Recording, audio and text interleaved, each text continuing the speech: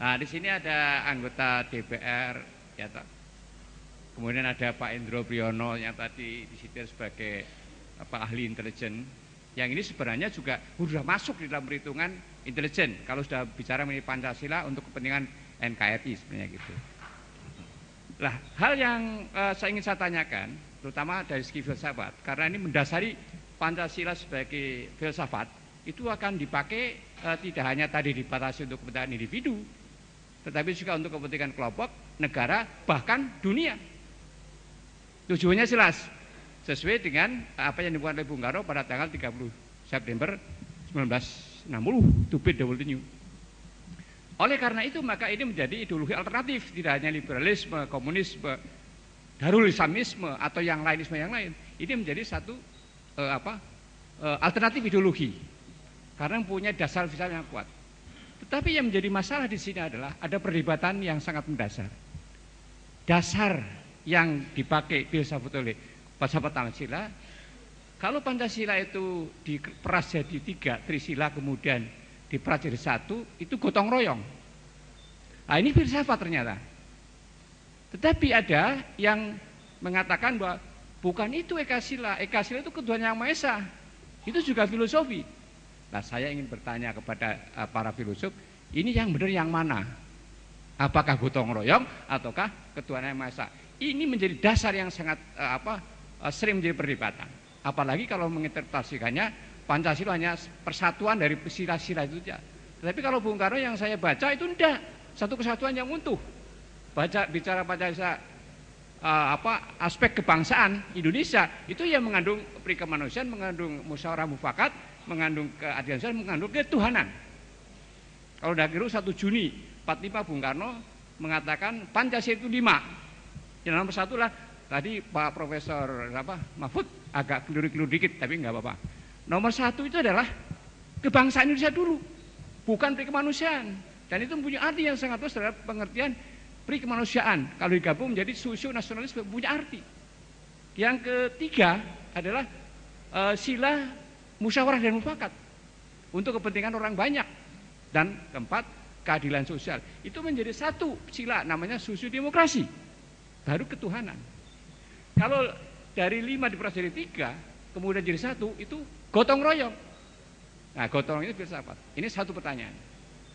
Yang kedua, tadi dari urian yang muda tadi, itu ada bener, ini ora bener.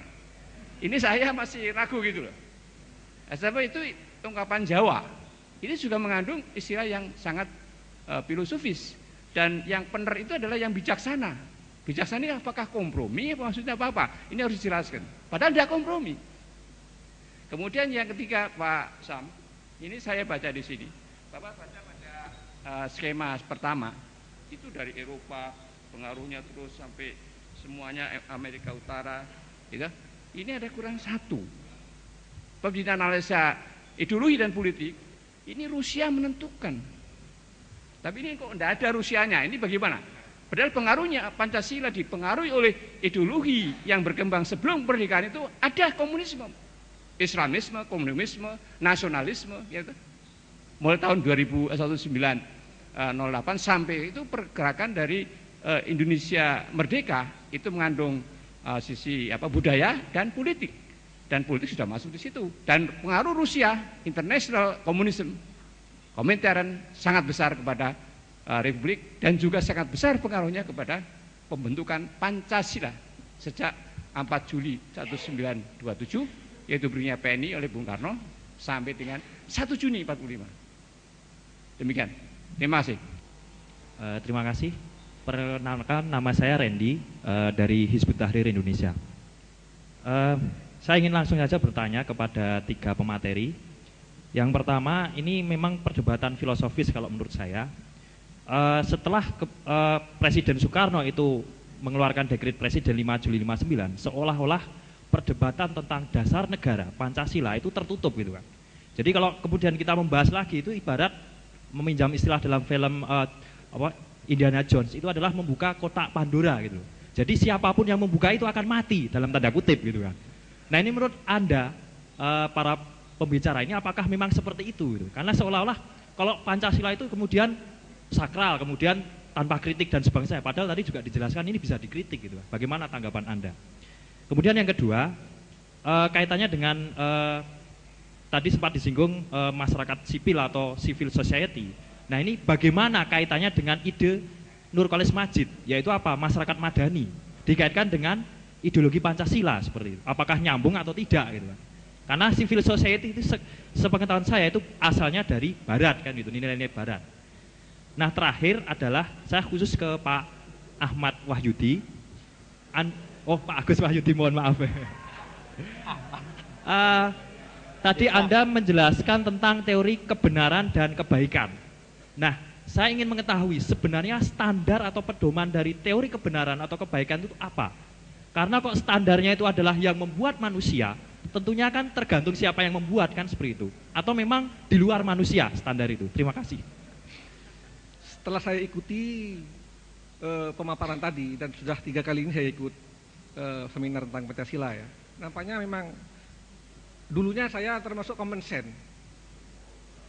Tapi akhir ini setelah belajar di filsafat, mempelajari Pancasila, kok persoalannya itu bukan di nilai-nilai Pancasilanya, Pak.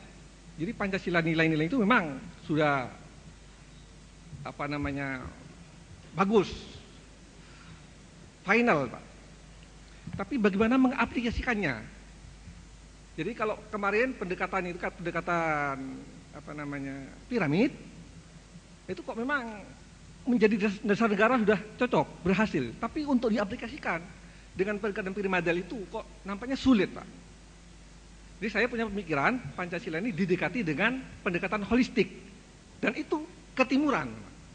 Kalau piramid barat, jadi isinya Pancasila ini memang timur, tapi kemasannya barat. Oleh karena itu memang sulit.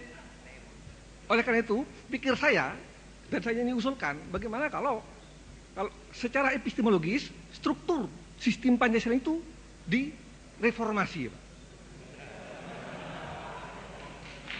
Jadi Tuhan bukan di sana, di atas, tapi di dalam. Tuhan bukan membayang-bayangi, tapi justru menghayati, menghidupkan kita. Jadi Pancasila ini menjadi pandangan hidup bangsa, rakyat Indonesia. Jadi kalau mau bisa dihayati memang harus dari dalam, bukan dari atas. Dengan sistem begitu, jadi strukturnya menjadi ketuhanan, baru kerakyatan, persatuan, keadilan, endingnya, tujuannya adalah kemanusiaan yang adil dan beradab. Dan itu akan bisa, bukan hanya go public, bisa diaplikasikan di segenap rakyat Indonesia, tapi juga bisa go internasional, Pak. Oh, baik, Pak. Pak Yunus Hadori tadi menyebut ideologi alternatif gitu ya. Tapi zaman sekarang ideologi yang murni itu tidak ada lagi kan. Semua ideologi itu telah mengadopsi kritik-kritik dari ideologi lain. Jadi tidak ada pemisahan total liberalisme, sosialisme secara ketat, ada pemisahan. Maka Daniel Bell mengatakan itu adalah the end of ideology. Berakhirnya ideologi karena tidak ada lagi ideologi yang murni. Cina mengadopsi kapitalisme, red capitalism. Kuba mungkin juga sekarang dari sosialisme mulai mengadopsi juga beberapa model dari liberalisme. Jadi itu satu. Kemudian permasalahannya mungkin saya menjawab yang lain juga, saya kira kita membedakan antara ideologi itu sendiri, antara pemikiran itu sendiri dengan sistem yang mau diwujudkan. Jadi dalam ideologi terkandung cita-cita. Sistemnya apa, itu yang dibuat untuk mencapai tujuan dari ideologi itu. Jadi kalau sistemnya nilai-nilai kebaikan yang ada ya di dalam Pancasila itu adalah kesejahteraan bersama, sistem apa yang harus kita bangun? Dan sistem itu bisa diotak-atik, tapi mungkin Pancasilanya yang tidak gitu kan. Itu saya kira masalah untuk membedakan dua hal. Kemudian gotong royong atau ekasila ketuhanan yang Maha Esa, gotong royong atau, tapi saya kira tidak atau ya. Apakah kita bisa mereduksi Pancasila itu ke dalam satu nilai? Ataukah Pancasila itu justru letaknya di dalam konfigurasi dari nilai-nilai itu? Saya kira lebih sulit lagi untuk dijabarkan di dalam sistem kalau direduksi menjadi satu saja. Gotong royong bagaimana? Ketuhanan yang Maha Esa untuk menciptakan suatu sistem ekonomi, saya tidak bisa membayangkan dengan ideologi itu. Orang lalu masih akan berpikir lagi bagaimana mengembangkan satu konsepsi itu. Bener ora bener itu bagiannya moderator.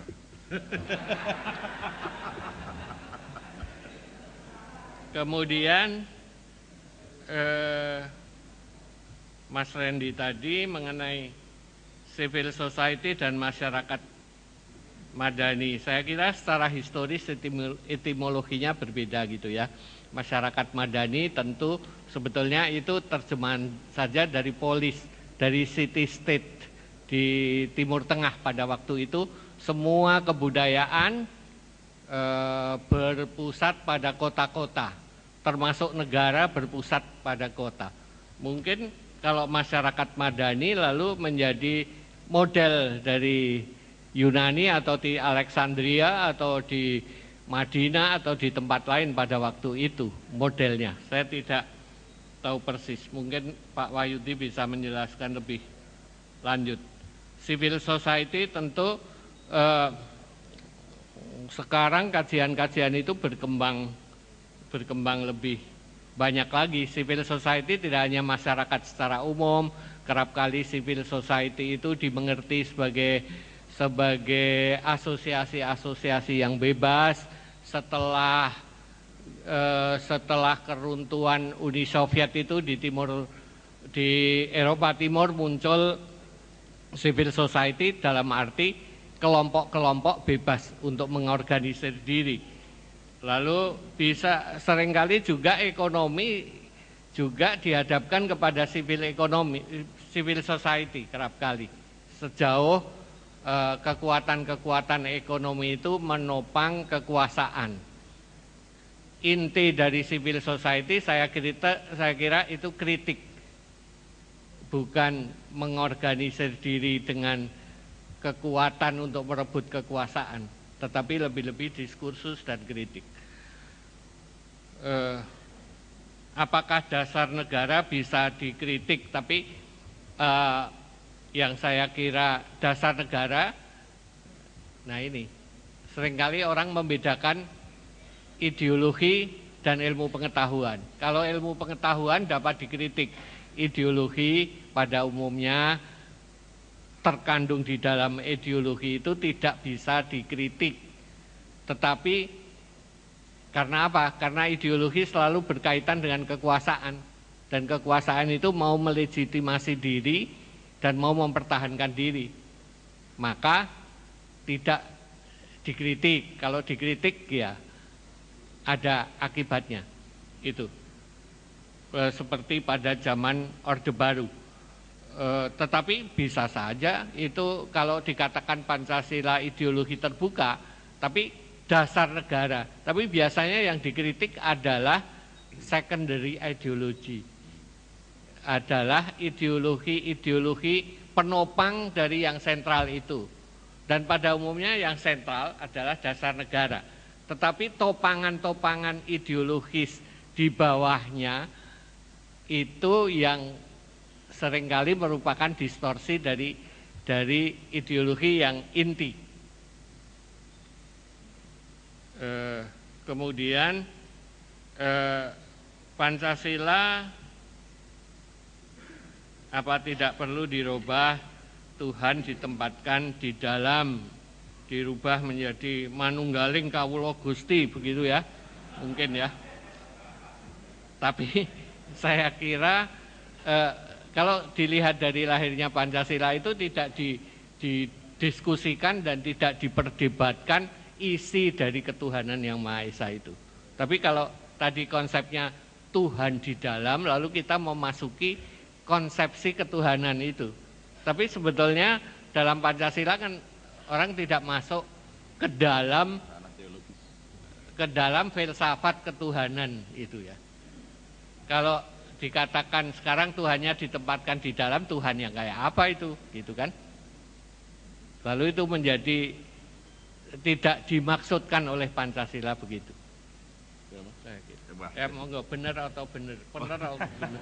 Enggak, tadi itu saya cuma mau meluruskan saja bahwa yang disampaikan Saudara Gus Wahyudi ini kalau orang Jawa antara benar dan benar. Setelah di penjelasan panjang lebar itu bukan benar dan benar, tapi benar lan becik. Itu aja.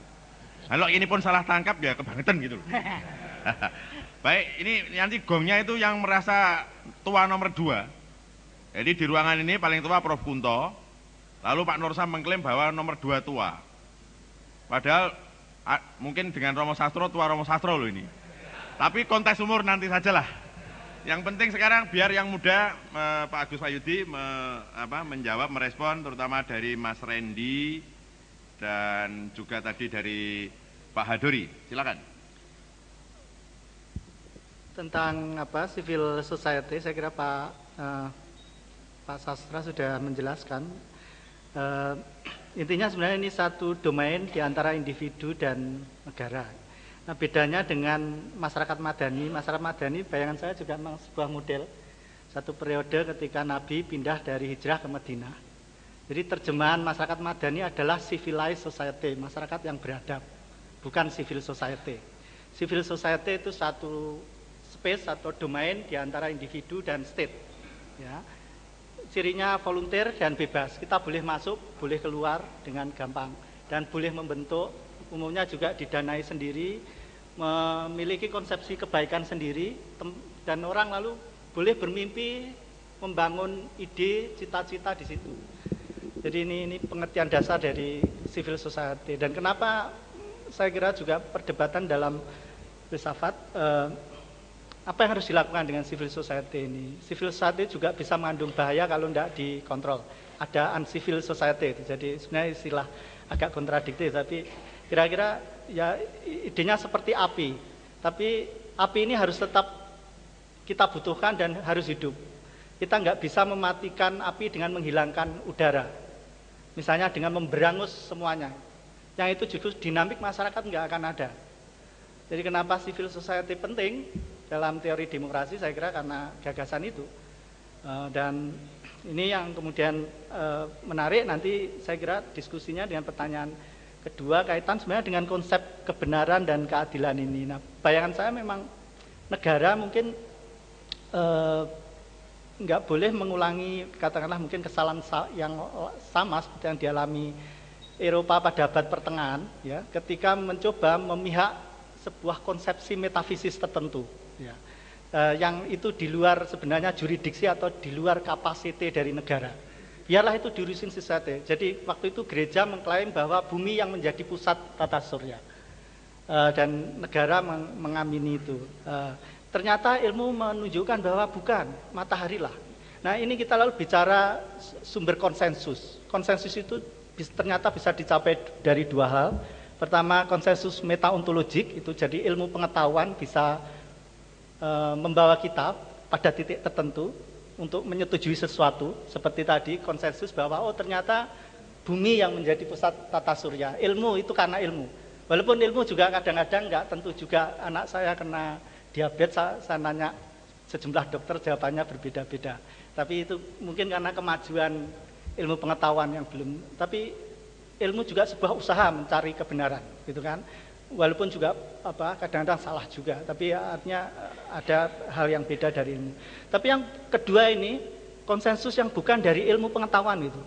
Yang orang yang kita diskusikan tadi, orang sudah yakin, punya iman, ya. Dan kemudian gimana orang yang berbeda-beda itu bisa bekerja sama dan mengambil keputusan bareng, walaupun berbeda. Itu yang disebut dengan konsensus diskurs atau wacana. Jadi saya kira dua mekanisme ini yang perlu kita kenali nanti juga dalam mengembangkan Pancasila. Bukti-bukti ilmiah, ilmu pengetahuan kadang membantu konsensus, enggak selalu, tapi juga ini dinamik dari civil society itu yang mungkin. Nah ini jadi sebenarnya pengertian holistik saya setuju kalau dipahami ya lalu mengakomodasi konsepsi kebaikan dan kebenaran sekaligus. Itu lalu pengertian holistik jadi menyeluruh. Ya saya kira mungkin ini juga saya nyoba mudah-mudahan jelas. Oke, terima kasih. Sekarang terakhir Pak Nursam, ada tantangan dari anak muda jadi Randy. Sejak dekret seolah-olah itu haram bicara mengkritik atau menggugat Pancasila. Gimana Pak? Yang pertama yang ingin saya klarifikasi ala kadarnya, apakah kita perlu memikirkan antara gotong royong dengan ketuhanan? Kalau kita berpikir ideologis dan konstitusional, kita berpedoman saja kepada pembukaan. Dan pembukaan dijabarkan dalam batang tubuh dan diklarifikasi dalam penjelasan utuh 3 bagian ini, pembukaan, batang tubuh, penjelasan, yang notabene penjelasan itu dihapuskan oleh reformasi. Sudah ada penjelasan saja tidak jelas, apalagi tidak ada penjelasan. Loh ini ironis sebetulnya, ironis. Ia kalau memberi penjelasan lebih jelas. Oleh karena itu mari kita berpedoman pada UUD itu seutuhnya. Di luar itu akademik boleh sebagai pelengkap, tapi yang imperatif UUD. Menggarisbawahi statement Pak Sastro bahwa revisi terhadap ideologi itu ada konsekuensi. Kita tahu komunisme di Rusia ketika zaman Stalin ada revisionis ditindas. Karena itu ya merusak. Tapi kita juga jangan was-was. Ideologi Pancasila baru 64 tahun. Kapitalisme liberalisme di Amerika dari 1776 mereka merdeka, 1865 masih perang saudara. Tidak semapan sekarang. Oleh karena itu kewajiban kita sebagai penerus The Founding Fathers untuk mengembangkan, dan momen hari ini kita anggap start, titik awal. Bismillah. Tidak ada kata tidak mungkin. Waktu masih berjalan panjang. Yang tidak boleh kita katakan adalah UUD 45 out of date. Itu kualat. Yang out of date itu keterbatasan interpretasi kita atau memang arogansi kita. Sebagai intelektual baru, merasa lebih pinter, gelar profesor doktor, dulu tidak ada mungkin, tetapi mereka semua The Founding Fathers itu punya kenegarawanan. Itu yang saya lihat belum berkembang sekarang. Yang sekarang politisi bagi-bagi posisi saja. Lihat itu reformasi yang membagi-bagi koalisi itu. Setelah bisik-bisikan beres deh. Ya kan? Beres. Janji apa itu yang dibisikkan? Nanti lihat. Ya, nanti lihat. Lalu rakyat yang menjadi akar rumput berpikir, oh pemimpinku tidak memikirkan daku, tapi memikirkan bagiannya masing-masing. Ini pemimpin, ya silahkan diberi label apapun. Ya. Hadirin yang berikutnya, saya ingin memperjelas setelah dekret bagaimana. Dekret kembali ke UUD 45 setelah 2 UUD sebelumnya, UUD RES, UUD 50 sementara. Kenapa Bung Karno kembali kepada dekret? Sebagai jawaban terhadap konstituante yang tidak bulat pikiran bangsa ini. Berarti UUD 45 itu tetap bulat semangat proklamasi. Reformasi inilah yang membelokkan. Ini menurut saya, silakan saya dihujat. Ya. Reformasi membelokkan dengan distorsi neoliberalisme dan banyak dokumen bahwa itu direkayasa dari sana. Banyak dokumen. Kalau mau lihat ada di kantor saya. Di Jakarta apalagi bergunung-gunung. Saya juga sering bertemu dengan teman-teman itu. Berdoa sajalah agar memorandum kita mengingatkan untuk merenung audit reformasi. Jangan reformasi sudah merasa pahlawan. Ya, padahal kita belum apa-apa. Kita bukan penerus semangat pahlawan itu. Mungkin malah mengingkarinya. Hadirin yang terhormat, yang terakhir yang ingin saya katakan. Standar kebenaran itu apa? Dalam negara Pancasila, standar kebenaran itu ya Pancasila. Terutama yang terjabar dalam UUD Proklamasi.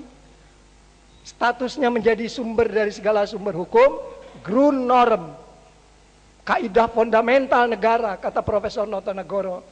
Itu menjadi Grundnorm yang sesungguhnya.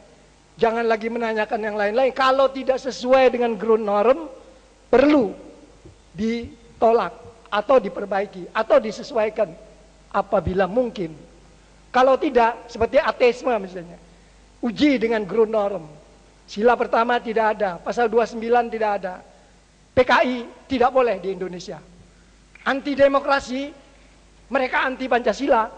Negara ini bukan dasarnya demokrasi, ansih. Dasar negara ini Pancasila. Bukan demokrasi. PKI cuma mengkebiri, mereduksi atas nama demokrasi dan HAM. Mereka minta ateisme boleh di Indonesia. Ini pengkhianatan terhadap ideologi negara. Bukan hanya revisi, tapi pengkhianatan. Jadi kalau ada Stalin di Indonesia, dia harus ditumpas lagi, dikikis.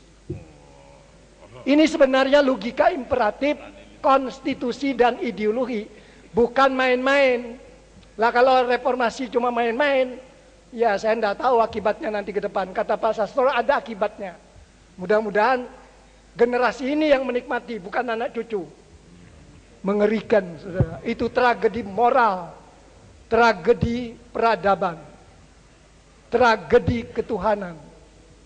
Ini sekedar tambahan. Makasih. Makasih, tepuk tangan. Nah, jadi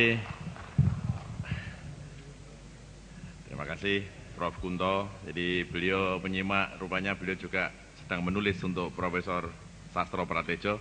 Itu tadi tausiah terakhir dari Al-Ustadz Al-Mukarram Profesor Nursyam Al-Hajj.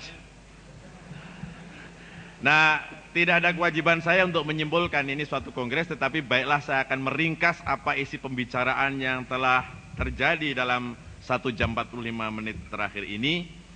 Romo Sastro mencanangkan bahwa Pancasila dapat dipandang sebagai suatu filsafat politik yang merefleksikan secara kritis atas dasar hidup bernegara.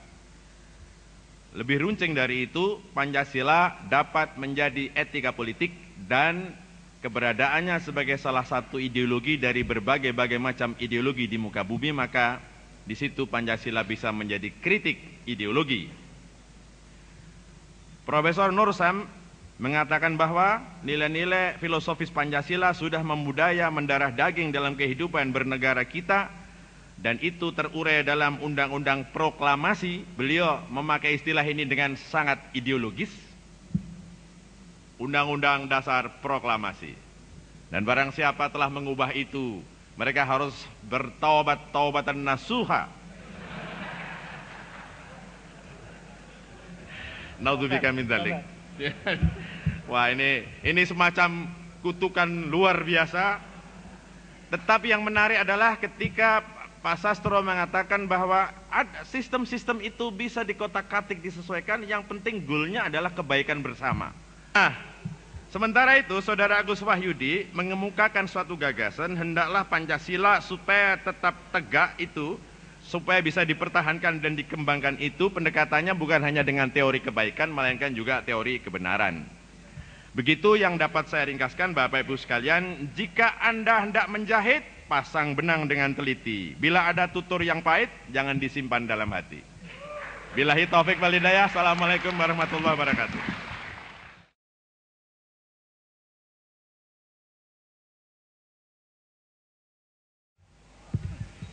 Hadirin, assalamualaikum warahmatullahi wabarakatuh.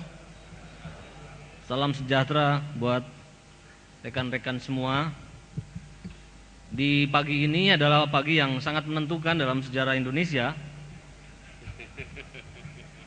karena ini adalah tanggal 31 dan menjelang tanggal 1 hari kelahiran Pancasila. Dan pada sesi pertama ini kita akan mendiskusikan tentang persoalan nasionalisme dalam perspektif Pancasila. Tentu sebenarnya keduanya saling mengandaikan, karena tidak ada gunanya kita membincangkan Pancasila sejauh tidak dikaitkan dengan lokusnya, yaitu nasionalisme. Tapi nasionalisme juga sebenarnya tidak punya orientasi apa-apa kalau kita tidak membincangkan tentang Pancasila sebagai sebuah cita-cita yang ingin mengisi ke arah mana nasionalisme itu akan kita perjuangkan, akan kita arahkan.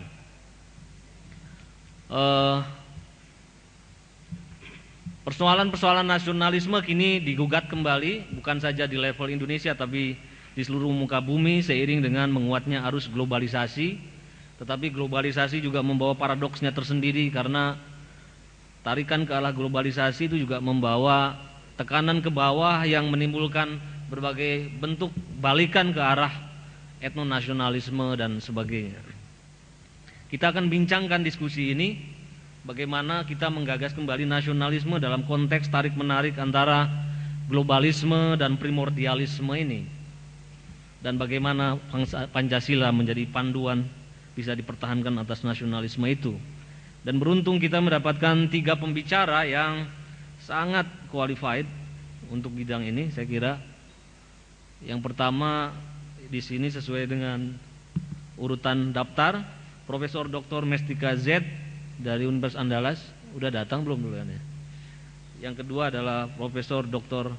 Pratikno dari kayaknya si empunya Sohibul Bait di sini lah. Dan ketiga adalah Romo Heri Priyono. Ya, untuk kesempatan pertama saya persilahkan pada Profesor Dr.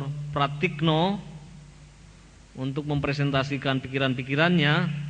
Karena waktu kita terbatas, saya kira presentasi tidak melebihi dari 20 menit lah. Maksimal 20 menit saya kira. Baik, silakan. Terima kasih Mas Yudi, Bapak Ibu sekalian, selamat pagi. Assalamualaikum warahmatullahi wabarakatuh. Salam sejahtera untuk kita semua. Bapak Ibu sekalian, kalau tidak karena Pancasila, saya kira hari Minggu pagi jam 7.30 itu sangat sulit menghadirkan Bapak Ibu untuk sebuah seminar. Nah, ini adalah salah satu bukti bahwa Pancasila itu benar-benar masih menjadi rujukan, itu ya, menjadi sebuah sumber semangat bagi kita semua. Nah, saya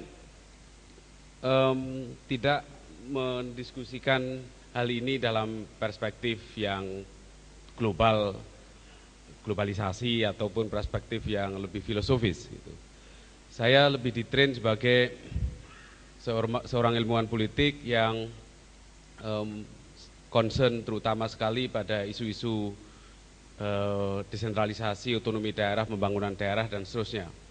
Nah, oleh karena itu saya akan mencoba memanfaatkan pengalaman saya di bidang itu untuk membicarakan, saya tidak merubah judulnya, tapi saya kasih dalam tanda petik nasionalisme dalam perspektif Pancasila. Memang, next, saya kira mendiskusikan hal ini terdapat urgensi yang cukup tinggi.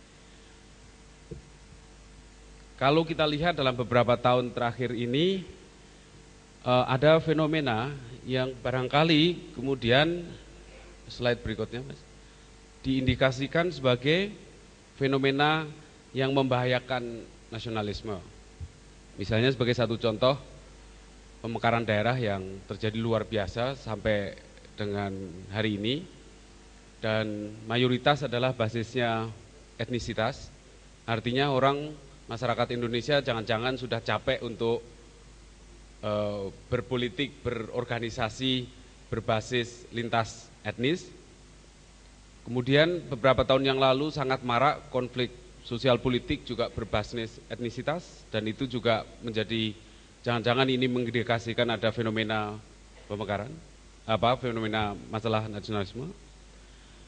Dan saya kira juga bagaimana fenomena lain, daya kritis terhadap kepentingan nasional yang memudar, ekonomi yang semakin tergantung pada asing melalui hutang, melalui produk luar negeri dan seterusnya, indigenisitas gagasan yang juga dikhawatirkan memudar dan didominasi oleh ide-ide asing.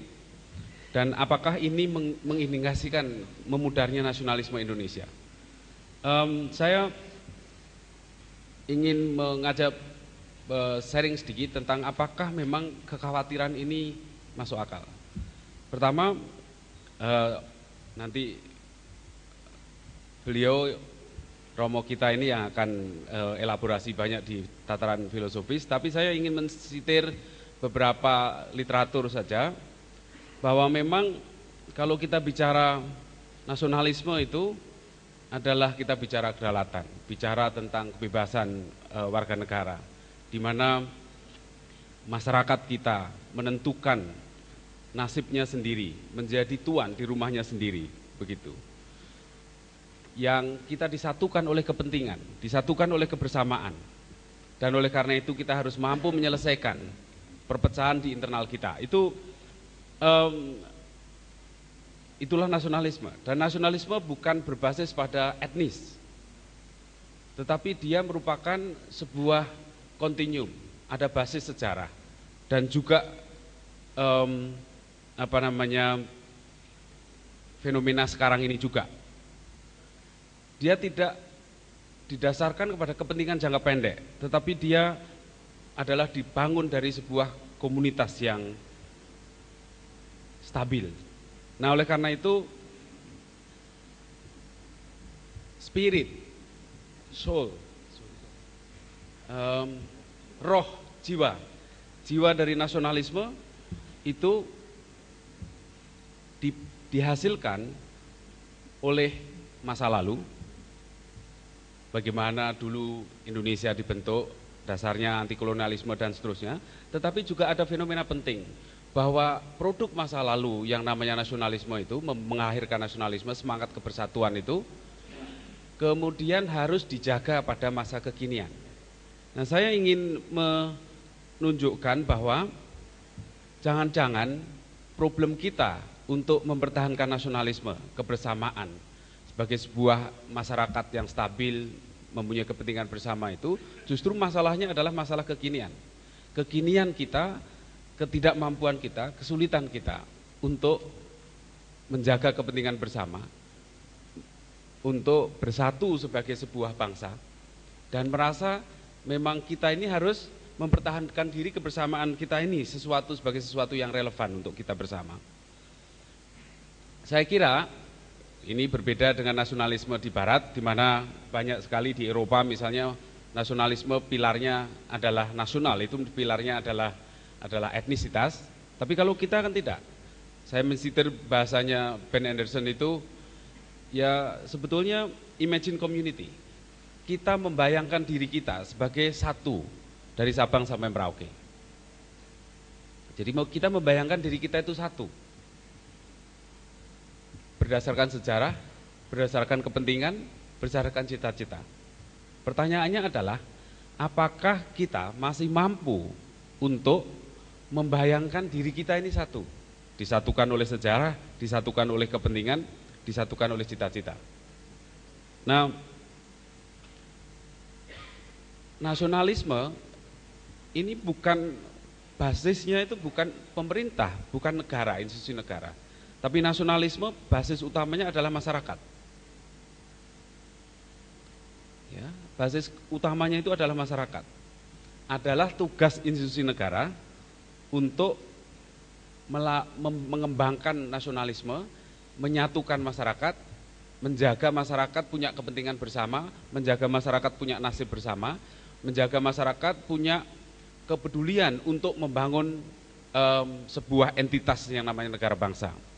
Nah, saya ingin mengatakan di sini, melalui apa?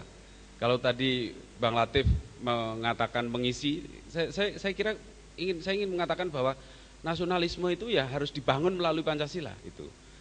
Dalam konteks begini, betapa beratnya kalau nasionalisme itu adalah kebersamaan berdasarkan kepentingan antar warga masyarakat begitu, betapa beratnya kita menjaga bersamaan nasional jika saya menggunakan pasal-pasal Pancasila, betapa beratnya kita menjaga kebersamaan nasional jika di tingkat nasional kita itu tidak mampu membuktikan sebuah masyarakat yang berkemanusiaan dan adil dan beradab.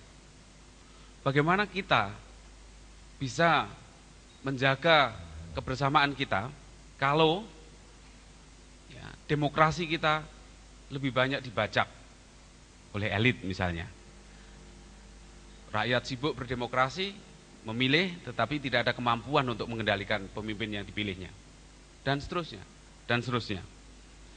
Nah, secara eksternal, bagaimana mungkin kita menjaga nasionalisme kita kalau ketika terdapat ekspansi luar biasa dari kekuatan asing dan kekuatan global yang makin lama makin mengglobal, tadi Bang Latif sudah menyebutkan, tanpa masyarakat, tanpa dibantu oleh institusi negara untuk mengimbangi, menyaring ya ekspansi tersebut, tanpa peran aktif masyarakat negara untuk memberdayakan dan mendampingi masyarakat Indonesia. Apalagi jika justru para penguasa memperdagangkan kepentingan nasional demi pribadi dan kelompoknya. Ini adalah sebuah tragedi tentu saja. Nah, oleh karena itu saya ingin mengatakan bahwa menguatkan Pancasila dengan penguatan nasionalisme adalah dua hal yang menjadi sebuah satu kesatuan, dan levelnya saya kira adalah bagaimana kita membuatnya menjadi sebuah kenyataan. Saya kira diskusi-diskusi filosofis terus saja sangat penting, tetapi kita ini sangat lemah dalam mengembangkan instrumentasinya. Mata kuliah Pancasila hadir sebagai sebuah mata kuliah gitu, tetapi tidak sebagai sebuah spirit yang menyebar, mewarnai teori di 18 fakultas di Universitas Gadjah Mada ini gitu. Ketika ngomong farmasi, obat-obatan, ya, apa tuh refleksi Pancasila di dalam obat-obatan itu misalnya, dan seterusnya ya. Ketika ngomong pertanian, bagaimana Pancasila tanpa harus hadir dalam bentuk mata kuliah Pancasila di Fakultas Pertanian itu. Nah, artinya yang ingin saya katakan adalah bagaimana kita menginstrumentasikan itu sehingga spirit itu menjadi kenyataan, keadilan itu menjadi kenyataan. Kalau kita lihat sejarah sebentar saja, itu saya kira argumen saya begitu, saya taruh di depan agar nanti kalau dipotong oleh komandan acara itu argumennya sudah sampai begitu. Tapi kalau kita lihat betapa sulitnya kita mengimajinasikan diri kita sebagai sebuah negara bangsa ketika ketidakadilan itu nyata betul di dalam kehidupan kita. Sebagai satu contoh saja, kalau dulu pada masa Orde Lama ketika Indonesia baru merdeka, kita didera oleh kesulitan kita untuk menjaga integrasi nasional. Dan saya ingin membangun argumen bahwa ternyata sumber masalah itu enggak selesai sampai sekarang gitu. Alasan ketidakadilan ekonomi antara Jawa luar Jawa, antara Barat dan Timur, intervensi Jakarta terhadap perpolitikan di daerah, rivalitas pusat yang kemudian dibawa juga ke daerah, ya. Itulah sebuah fenomena awal Indonesia yang mengakibatkan pemberontakan daerah.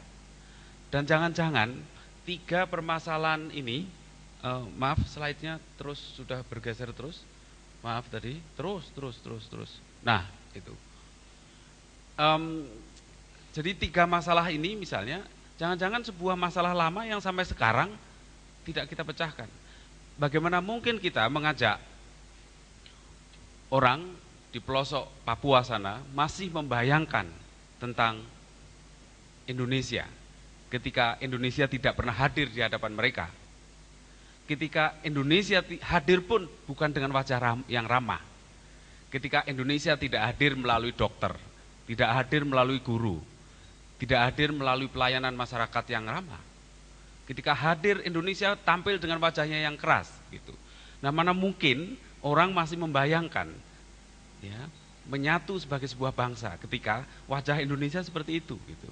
Jadi saya kira nasionalisme itu harus dibangun dengan menghadirkan keindonesiaan kita melalui wajah-wajah yang ramah, wajah-wajah yang relevan, wajah-wajah yang sebetulnya nilainya itu sudah dijabarkan, direfleksikan di dalam Pancasila.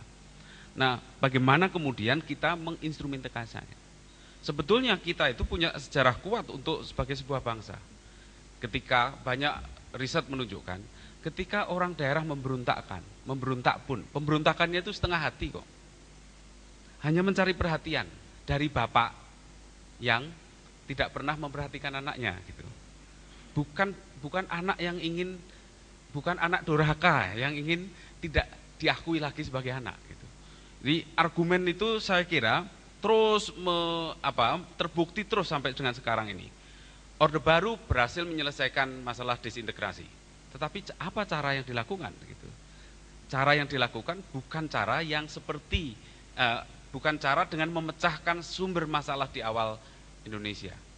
Oleh karena itu tahun 90-an akhir tahun 90-an muncul lagi pertanyaan, apakah kita memang masih layak sebagai sebuah bangsa yang menyatu dari Sabang sampai Merauke.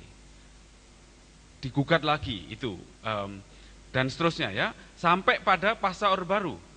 Ketika orang berbicara tentang misalnya walaupun kita sudah berusaha menyelesaikannya dengan cara desentralisasi fiskal, otonomi daerah dan seterusnya, tetapi tetap ada kekecewaan. Tuntutan luar biasa untuk merdeka. Rakyat-rakyat di luar Jawa menganggap bahwa orang Jawa kan bisa mencari pekerjaan dengan bekerja di sektor privat. Lah kami di luar Jawa, kalau sudah lulus sarjana, kemana lagi kita harus bekerja? Nggak ada cara lain. Ya membentuk negara. Karena mendirikan perusahaan di Jawa masih mungkin. Kalau mendirikan perusahaan di Indonesia Timur tidak mungkin. Satu-satunya perusahaan yang paling aman dan tidak mudah bangkrut adalah mendirikan namanya perusahaan daerah otonom. Ya. Terima APBD, amanlah itu. Basisnya apa? Etnis. Gitu. Nah, artinya apa? Ketika pembangunan tidak menyentuh ke daerah, sekali lagi Indonesia tidak hadir dengan wajahnya yang ramah, ketika itu pula sebetulnya nasionalisme akan terus tergugat. Dan ketika kita berpemerintahan tidak mampu untuk menerapkan, menginstrumentasikan nilai-nilai Pancasila, nah ketika itulah sebetulnya gugatan terhadap nilai-nilai kebangsaan, gugatan terhadap kebersamaan itu akan terus berlanjut. Saya kira saya akan berhenti sampai di sini untuk menunjukkan ketaatan kepada moderator. Terima kasih Bapak Ibu sekalian. Assalamualaikum warahmatullahi wabarakatuh. Waalaikumsalam. Saya kira satu makalah pembuka, presentasi pembuka yang mendedahkan kepada kita tentang problem-problem faktual nasionalisme Indonesia, mulai dari persoalan-persoalan tarikan pemekaran, persoalan-persoalan yang menyangkut pemudaran daya kritis terhadap kepentingan nasional yang intelektual secara bersemangat menghamba pada kekuatan-kekuatan luar secara bangga dipertontonkan di ruang publik. Kemudian kita juga menghadapi berbagai kesenjangan ekonomi yang itu merupakan potensial menjadi problem terhadap persoalan nasionalisme kita. Nah, kita memang ini kelihatannya presentasi ini menarik, kita mulai dari persoalan-persoalan yang bergerak secara induktif ya. Dimulai dari Pak Pratikno, sekarang saya kira kita akan melihat faktor historis bagaimana dalam pembentukan nasionalisme itu dan refleksinya ke depan oleh Pak Mustika Z. Silakan.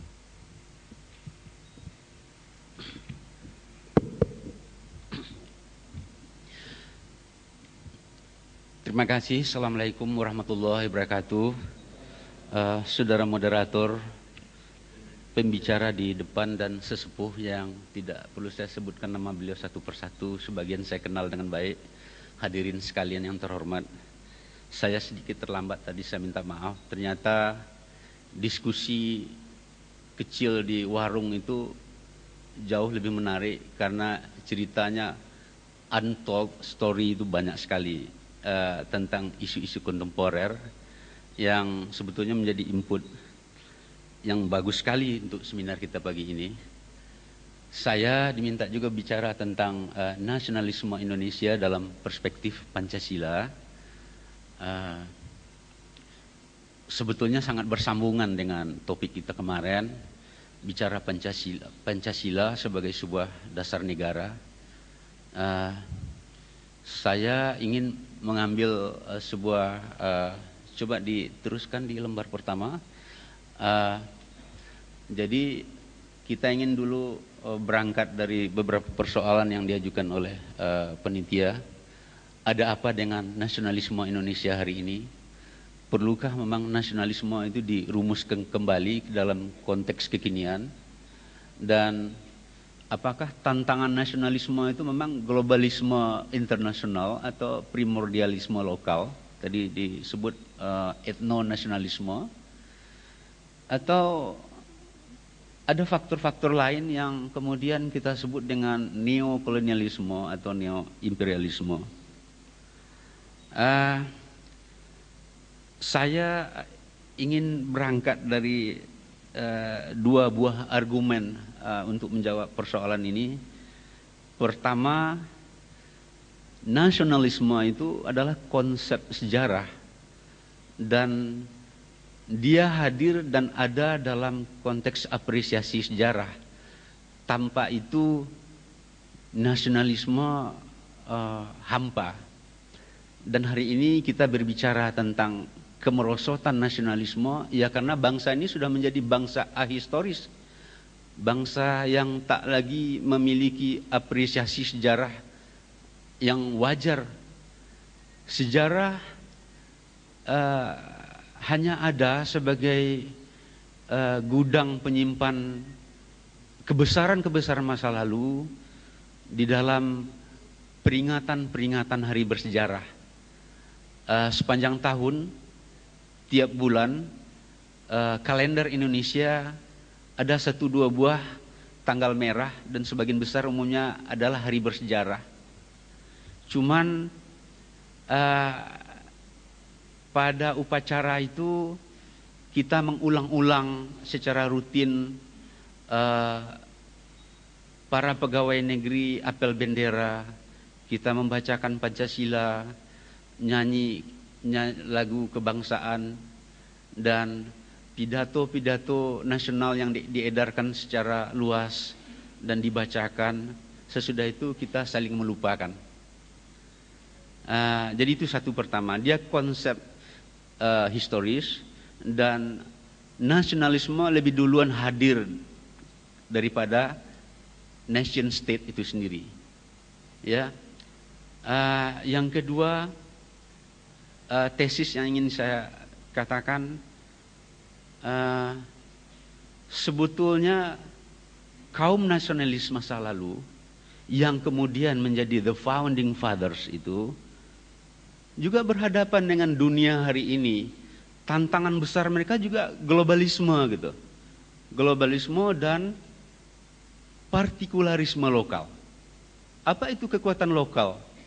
Ialah kolonialisme yang di dalamnya membonceng saudaranya kapitalisme negara kolonial. Ya, jadi state capitalism itu sudah bercokol di Indonesia di akhir abad 19, terus dahsyat sekali ke abad ke-20, menggurita ke seluruh Nusantara, dan itu sebuah kekuatan internasional yang harus dilawan gitu. Jadi juga berhadapan dengan globalisme dan lokalisme, tapi founding fathers bisa membaca tanda-tanda zaman dan memberikan jawabannya, dan beliau berhasil. Apa hasilnya? Dalam proses yang panjang itu kita sebut nanti blueprint Indonesia. Jadi cetak biru Indonesia itu, itulah pemikiran terbaik dari the Founding Fathers yang termaktub di dalam pembukaan Undang-Undang Dasar 45 itu. Jadi ada 4 itu yang nanti inklusif di situ Pancasila ya. Jadi ya artinya berdirinya sebuah negara bangsa, sebuah pemerintahan yang melindungi rakyatnya, bukan menganiaya rakyat atau menjadikan rakyat menjadi bangsa gitu. Kemudian yang kedua, memakmurkan rakyatnya, bukan mempecudangi rakyat, memberdayakan rakyatnya gitu. Yang ketiga ya, mencerdaskan kehidupan bangsa. Dan itu bukan mencerdaskan intelek ya, itu sangat lain itu filosofinya. Mencerdaskan kehidupan bangsa itu sangat lain. Nanti saya akan kembali menjelaskan itu. Yang keempat, ya partisipasi dalam dunia internasional dan setara ya, duduk sama tinggi sama rendah, berdiri sama tinggi di dunia internasional dalam konteks keterlibatan dalam urusan-urusan dunia internasional. Itulah blueprintnya yang kemudian basisnya nanti di inklusif di situ Pancasila.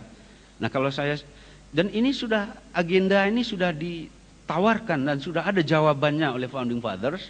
Tapi konstruksi Indonesia itu sudah jelas, tapi agenda-agenda ke depan itu yang belum selesai. Nah jadi kalau saya simpulkan sederhananya, kalau kemarin kita bicara Pancasila, sebetulnya Pancasila, paling tidak maaf kalau saya keliru nanti, Pancasila memberikan basis ideologis, basis filosofis terhadap nasionalisme, sementara nasionalisme memberikan basis historis terhadap Pancasila. So Pancasila kan bicara pada level abstrak dan pemikiran.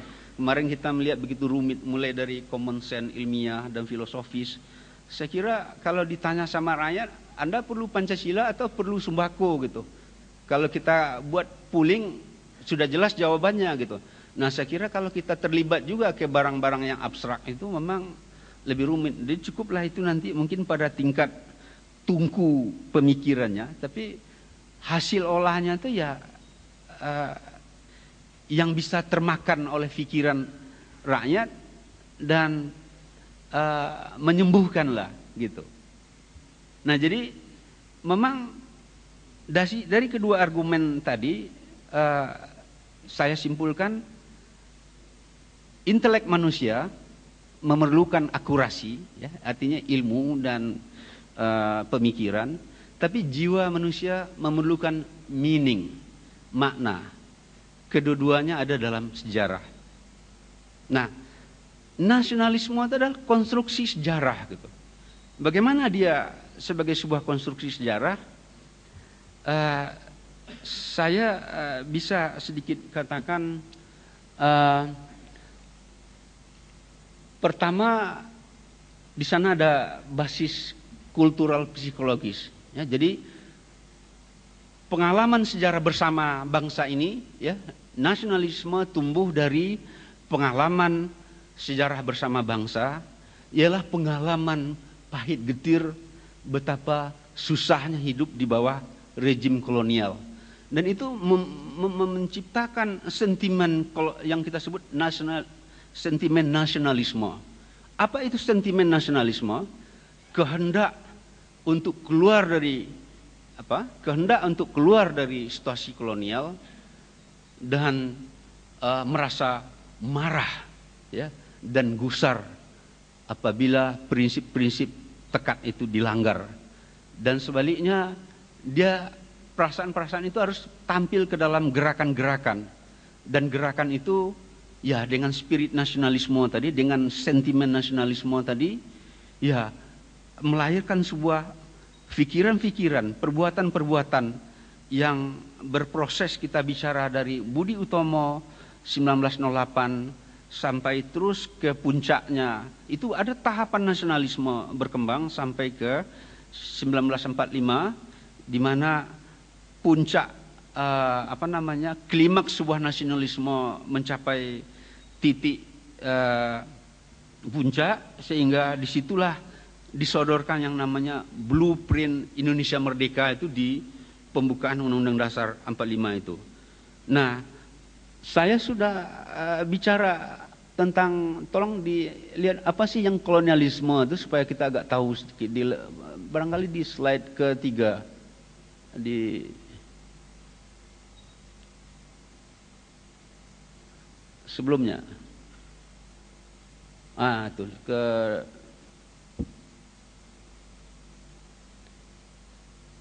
yang tadi tuh. Nih. Ya. Jadi bagaimana memori anak jajahan diisi oleh pengalaman kolonial itu bisa saya uraikan bahwa kolonial itu bermental ekspansif ya, dan artinya Hindia Belanda ini Pak Ibu tidak ditaklukkan dengan sekaligus gitu, caplok jadi tidak. Dia sedikit demi sedikit ya, kalau bahasa kampung saya dari sejengkal ke sehasta, dari sehasta ke sedepa, akhirnya dari ubun-ubun sampai ke ujung rambut. Jadi Hindia Belanda ini dikuasai. Kalau nafsu ekspansif itu juga masih berjangkit juga di dalam diri kita, kita pun sebetulnya juga memiliki mental kolonialisme sedikit banyak gitu. Jadi ekspansif.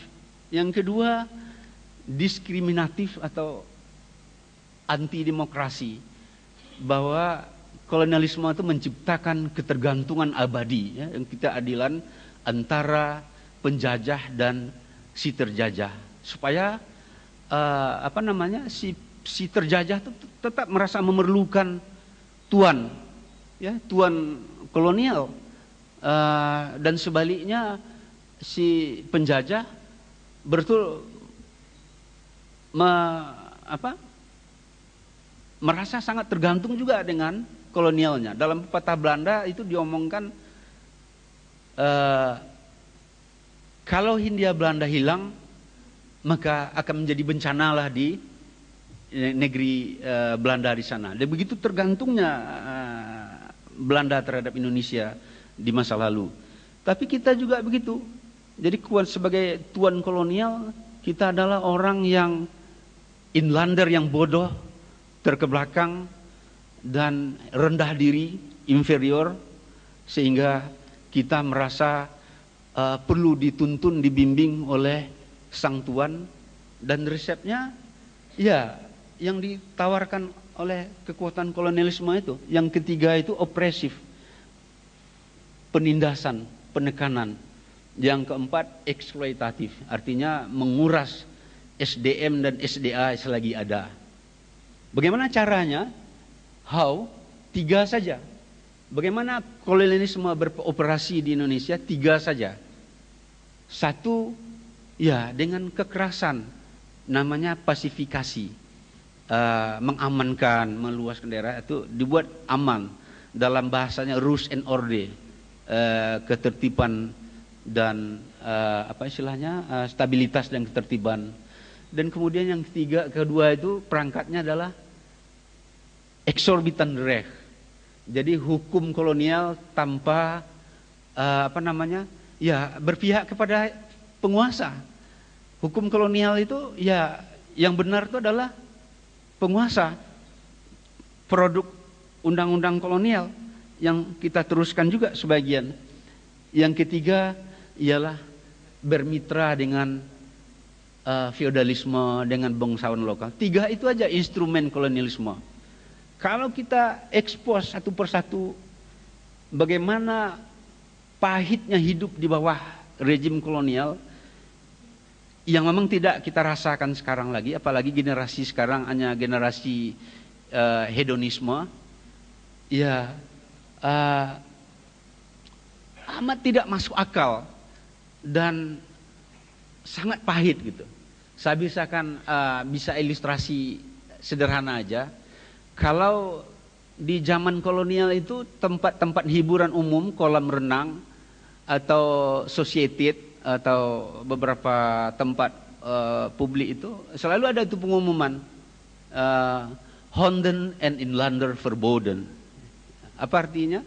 Ya, anjing-anjing dan pribumi dilarang masuk. Dan itu hal yang biasa aja.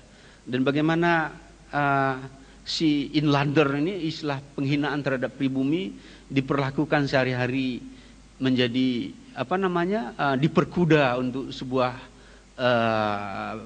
kekuasaan, untuk sebuah perusahaan, dan itu dari hari ke hari sebuah pengalaman pahit yang sangat menimbulkan perasaan rendah diri dan seterusnya dan seterusnya. Nah, disinilah kaum nasionalis membangkitkan kembali sebagai reaksi terhadap kolonialisme yang berwatak 4 tadi, itu dibangkitkan dengan sentimen nasionalisme, dengan sebuah gerakan-gerakan, dan di situ ada basis instrumental yang digunakan, ada leadership yang beda, ada bermacam kiat-kiat yang digunakan. Tapi saya ingin sedikit kembali ke leadership, dan ini penting. Bapak Ibu sekalian, yang namanya kaum nasionalis yang kemudian menjadi bapak bangsa kita itu, dua pada dirinya umumnya adalah unik, tapi ada dua karakter menurut saya yang mereka miliki dan tidak kita miliki hari ini. Yang pertama adalah intelektualisme, dalam arti mereka adalah visioner yang tidak memikirkan untuk apa yang mau dapat hari ini aja, tapi betul melihat ke depan untuk anak cucunya.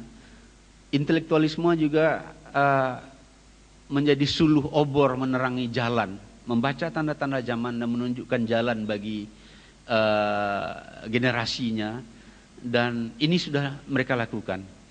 Yang kedua itu yang kita sebut dengan altruism, ya. Jadi sebuah keyakinan kita harus berbuat sesuatu yang untuk kebajikan, untuk bersama. Nah, saya kira dua ini yang tidak semakin kosong, ya. Saya punya ilustrasi, ada catatan kaki dalam makalah saya. Seorang kaum pergerakan tahun 20-an di sebuah kampung pelosok, Bapak Ibu, itu lebih dari 1000 koleksi bukunya yang menjadi seperti ayam di jemuran rumahnya itu, menjadi membaca gitu. Orang masyarakat membaca, dan mereka yang sudah sangat terbiasa mengolah pikiran-pikiran, lalu lintas pikiran yang muncul pada hari itu untuk memperkuat gerakan mereka. Nah, dari dasar gerakan-gerakan nasionalisme ini, saya melihat begini, tidak perlu ada menurut saya nasionalisme itu dirumus-rumuskan kembali. Nasionalisme itu adalah produk historis, sama dengan kita bicara kalau dalam tradisi Islam hijrah gitu. Kita ubah lagi konsep hijrah gimana gitu. Nggak bisa, dia sebuah produk konteks sejarah dan tidak perlu didefinisikan ulang. Karena yang gagal itu adalah karena roh historis dari nation state, ya, yang dibangun dulu itu tidak ada lagi gitu. Jadi ini yang harus kita tumbuhkan. Kemudian yang kita sebut dengan globalisme, lokalisme, menurut saya itu sebuah fenomena yang juga terjadi sepanjang zaman, dan kekuatannya itu juga akan hangat-hangat tai ayam. Dan sekarang kita bisa menyaksikan bahwa pukulan balik dengan krisis finansial global, orang sudah bisa menyaksikan bahwa pada akhirnya yang kita sebut ini kan, yang kita sebut inti dari globalisme yang kita baca dalam konteks nasionalisme itu kan, nation state itu harus kita ganti dengan namanya masyarakat internasional gitu, ya. International community, di mana tidak ada lagi batas-batas negara, bangsa, dan apa yang menyebabkan hancur leburnya batas-batas itu, di sini di dalam makalah saya sebut ada namanya 4I, ya, the 4 I's, ya, informasi, ya, investasi, ya, industri, ya, ada 4 di sini.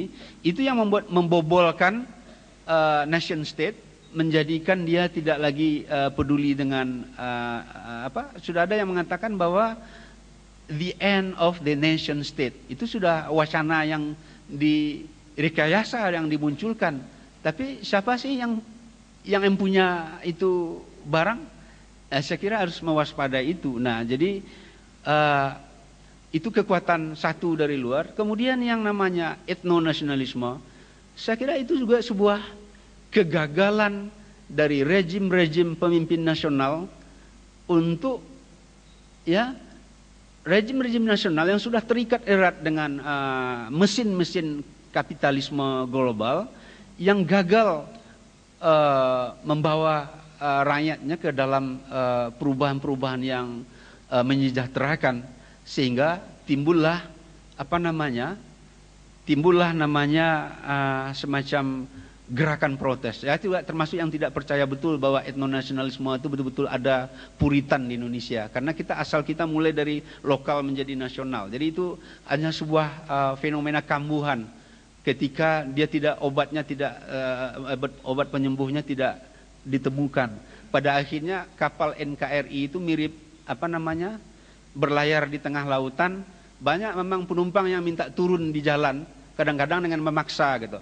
Tapi sebagian besar kebelingsatan, marah-marah, bentak-bentak sana sini di atas kapal sana, tapi tanpa anda ngerti apa yang mau diperbuat. Mayoritas adalah masa bodoh, peduli amat mau dibawa kemana ini oleh nakhoda ini, terserah kemana aja. Sekali-sekali mumpung kalau tiba musimnya berdoa, maka Indonesia memecahkan masalahnya dengan berdoa. Dan karena itu negeri ini tidak akan pernah selesai. Dan saya percaya bahwa apabila sentimen nasionalisme kita diisi kembali dengan apresiasi sejarah yang benar, sense of belonging, membenahi, merehab rasa memiliki, rasa penghargaan terhadap milik nasional, saya kira itu yang perlu direhab. Jadi sekarang masalahnya kemerosotan kebangsaan inilah yang paling berbahaya dan memiliki bermacam bentuk. Dan bahaya terbesar adalah apabila nakhoda dengan seluruh jajaran itu sendiri sudah